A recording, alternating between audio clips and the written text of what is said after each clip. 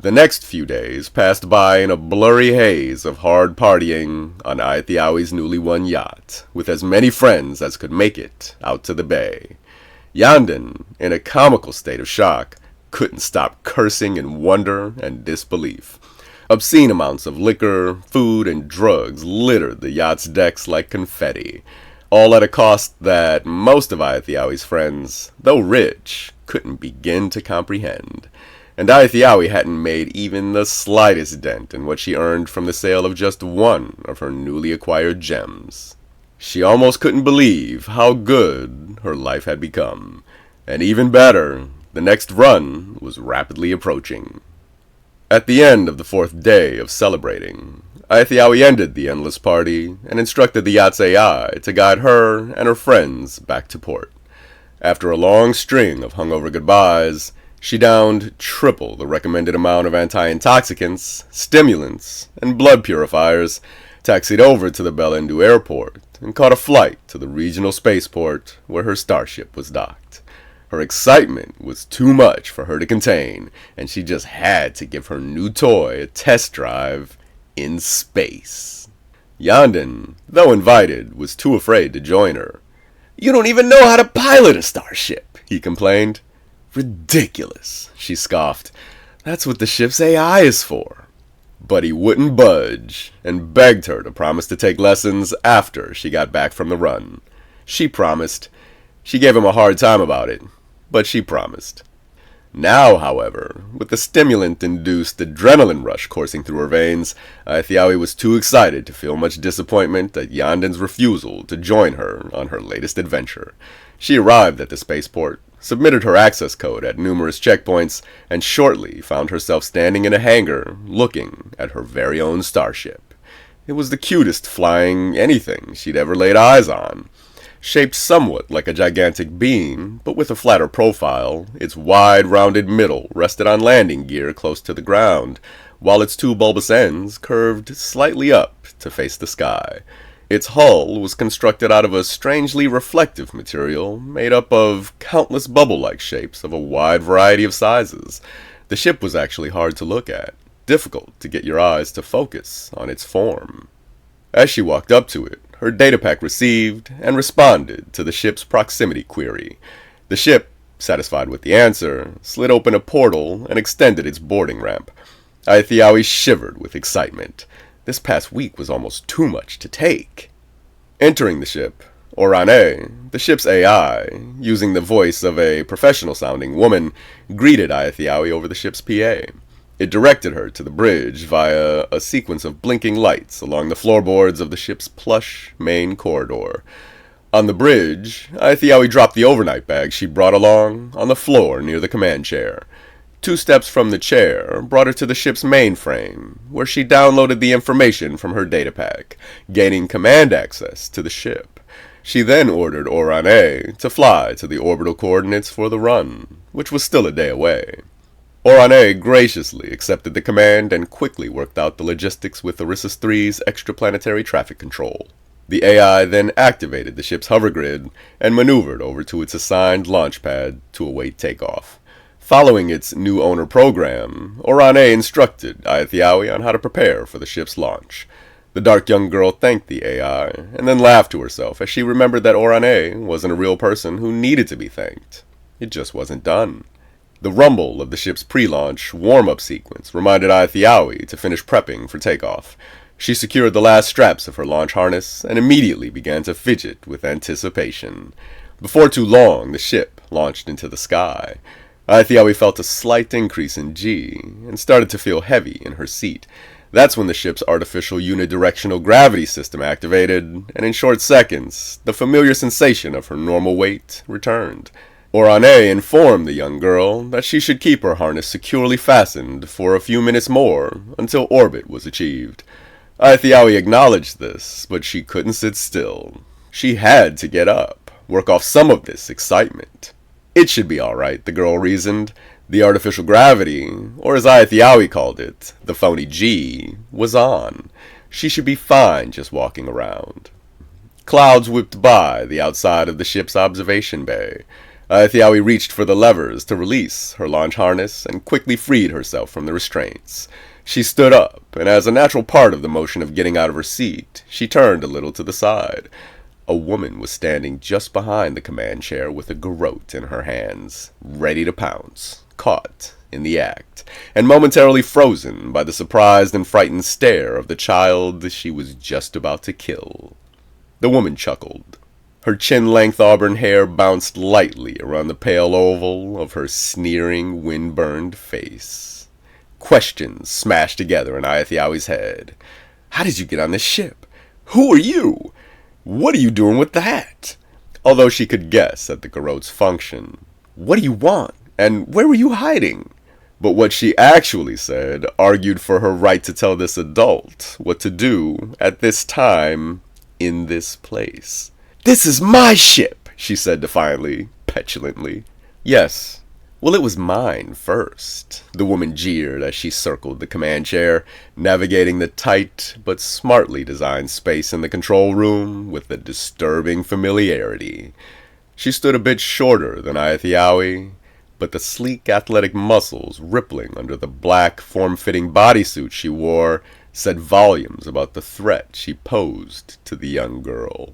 And I'm taking it back, the auburn-haired woman declared. Aethiawi circled away from her. But I want it fair and square, she complained. Phaedra said so. She gave it to me. The woman leapt across the seat of the chair, having lost all interest in speaking with the child. Her feet easily cleared the arms of the chair as she whipped one end of the garrote out toward the girl's head. Aethiawi barely dodged the attack, but in doing so, she banged her head into the seat back of the command chair, which blurred her vision and sent her stumbling off balance to slam into the wall of the small bridge. Orane, the woman called out. As Aethiawi struggled to clear her vision, something about this situation struck her as strangely familiar. Yes, Miss Nallum? Take us home. Yes, Miss Nallum. That voice. Her blurry vision. You were driving that car, Aethiawi blurted out, and then the indistinct dark shape of the auburn-haired woman quickly closed in. Aethiawi raised her guard and shrunk away even as she was struck viciously about the head and torso. She screamed as loud as she could throughout the entire attack routine. A kick to the back of the leg caused her to lose balance. A blow to the outside of the arm protecting her head pushed her over the tipping point. She fell hard on her back, and her scream ended as the wind was knocked from her lungs. But flush with adrenaline, she kicked out furiously to defend her vulnerable position, even as she gasped for air. One of Aethiawi's wildly thrown kicks landed solidly on the front of her attacker's thigh. The woman's leg snapped straight back. A small muffled crunch came from somewhere around her knee.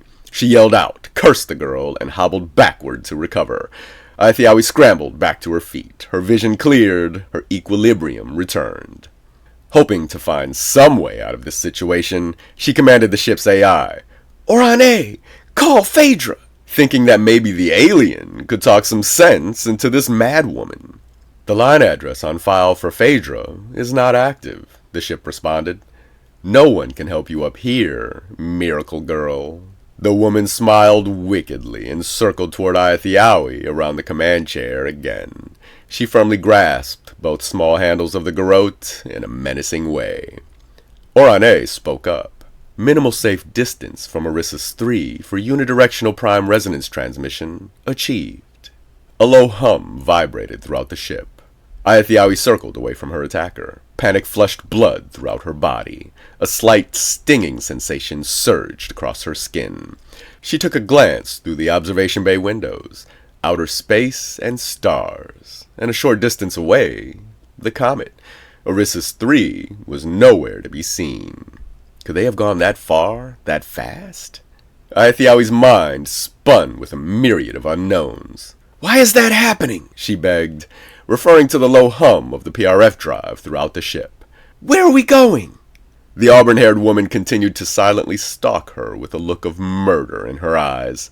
What's wrong with you? Aethiawi yelled. Then she stumbled on her overnight bag. She tripped low, but kept her footing, and reflexively grabbed a part of the bag to maintain her balance. The woman cut a quick, tight circle around the command chair and darted in to deliver a spinning kick to Aethiawi's hip. launching the girl a short distance to slam again into the control room wall.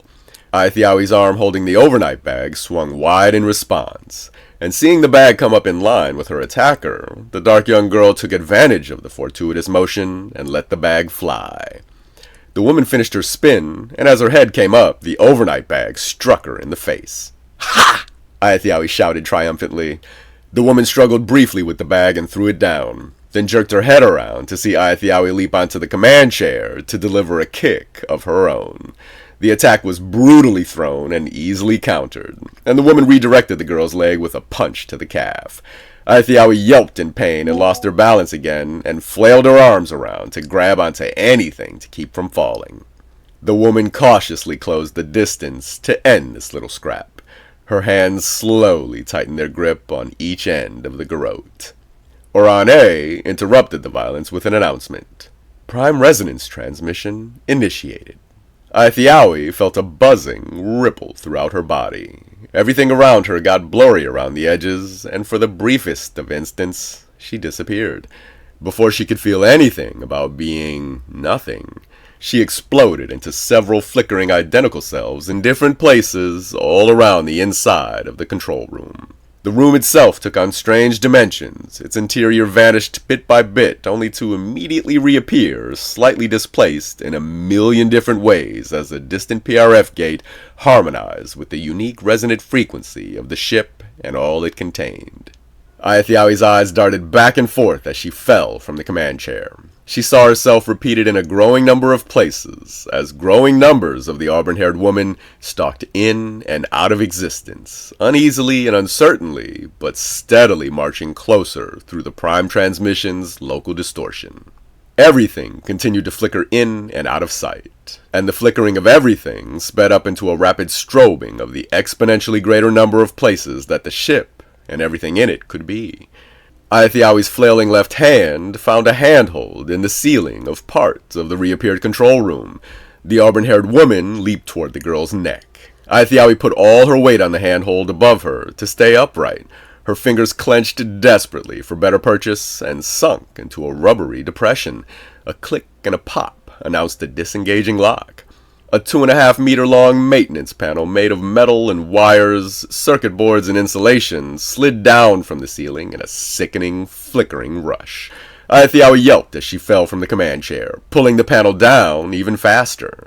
Significantly disoriented by the physical distortions of the working PRF drive, the auburn-haired woman didn't give the maintenance panel much regard until it was too late. Her head, propelled upward by her jump, collided savagely with the rapidly descending maintenance panel. Then with an unsettling jolt, everything got yanked back into a single physical reality. Aithiawi hit the floor. Prime resonance transmission cycle complete, Orane declared. Destination, home, achieved. Landing sequence initiated. Aithiawi was abruptly overwhelmed by an intense wave of nausea. Breathing heavily, she rolled to her side and vomited on the floor under the command chair. Her vision slowly focused on her surroundings.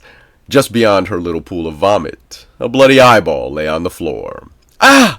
she exclaimed with a start and scooted backward in a hurry to sit up against the control room's wall. Her attacker lay on the ground at the foot of the command chair. A dark bead of blood dripped from a small wine-colored smudge on the bottom of the maintenance panel. It landed with a dull smack on the woman's shoulder. Her pale, ashen face glistened with streaks of flowing, pumping blood. The shape of her head was strange under the wet, matted mass of her auburn hair. The eyeball near the pool of vomit still connected to the gangly, ropey vein spilling from the pulpy, empty eye socket in her head. Her body shook violently every few moments, and her mouth kept forming breathy, meaningless words. Aithiawi stared at the auburn-haired woman, slack-jawed, horrified. Long minutes passed. Orane spoke. Landing sequence complete. A panel in the control room on the wall behind the command chair slid down to reveal a shallow shelf lined with a rich red material. A single black pedestal rose from its middle. On the pedestal sat something small that seemed to distort and warp the light around it. Waves of illumination of various intensities and in various shades of gray pushed in through the observation bay windows. Outside, the topside of a lush green jungle canopy thrashed back and forth in the middle of a violent storm. Sheets of rain pummeled the hull. The ship powered down. It became totally quiet. Aithiawi looked slowly around the control room. Her eyes came to rest on the body of her attacker. The auburn-haired woman had just stopped trying to speak. Her body spasmed once more, fiercely, and then stopped. She exhaled a long, slow breath and seemed to sink deeper into the carpet of the control room as life's tension left her forever. The seat of her pants gradually darkened. A wretched smell filled the small space. Aithiawi reflexively covered her nose. Lightning struck. Thunder boomed. Aithiawi jumped. Her eyes darted wildly around. She looked toward the observation bay in shock. She'd never seen a person die before. She looked at the red-lined shelf in the wall behind the command chair, at the strange light-warping thing on top of the pedestal. She looked back to the view outside of the observation bay, shook her head to clear her mind, noticed her breath coming in rapid, short bursts. She held her shaking hands in front of her face, looked back down at the auburn-haired woman, then at the strange thing on the pedestal again. It was mesmerizing. Her eyes were dilated. Her heart felt like it was pumping 1,000,000 liters a minute. Her water-laden breath rushed in and out of slightly parted lips. A thrilling intoxication coursed through her veins.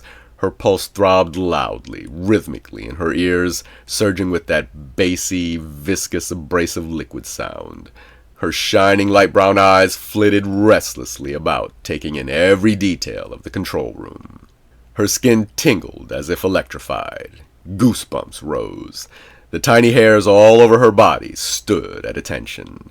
An expression of equal parts astonishment, arousal, and uncertainty shaped her features. Now this was what life was all about.